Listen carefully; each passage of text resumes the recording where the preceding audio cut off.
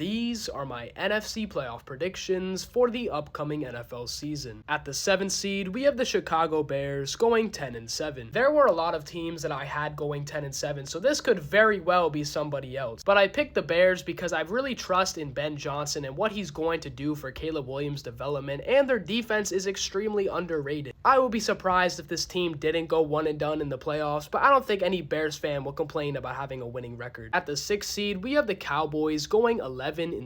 I don't really see anybody talk about the Cowboys as a real playoff threat, but I think they are a lot more likely to make it in than many other teams in the NFC. Now, do I have expectations for this team to really do anything when playoffs come? Absolutely not. But one thing we do know about the Cowboys is that when they are healthy, they do perform well in the regular season, so I see them getting 11 wins. At the 5 seed, we have the Commanders going 12-5. I feel like everybody that I've seen talk about the Commanders either thinks they're going to win the Super Bowl or thinks they're not even going to make the playoff. For me, I think they're going to be pretty damn good, especially with all the solid additions that they've had this offseason. But at the same time, I think there are just better teams in the NFC, so they wouldn't be one of my favorites to go to the Super Bowl. At the 4th seed, we have the Buccaneers going 11-6. Yesterday, I made a video breaking down the NFC South, and it was very hard for me to decide who is going to win this division. I think the Falcons could very much win this division, but I think the Buccaneers are just a little bit better. They're not the absolute best team in the world, but they're definitely good enough to win 11 games. At the 3 seed, we have the Lions going 12-5. Another team that has been pretty controversial this offseason, but I really like the Lions. Even without Ben Johnson, they should definitely be able to move the ball pretty easily on offense. They seem to have made some improvements on the defense, let alone just be healthy again, so I don't expect the Lions to be leaving anytime soon. At the 2 seed, we have the Rams going 12-5. When you look across this team, they virtually have zero weaknesses to show for. I wouldn't be surprised if this team was playing in late January and even in February, and definitely should expect some great performances throughout the season. But at the 1 seed, we have the Philadelphia Eagles going 13-4. This team could very well go 17-0.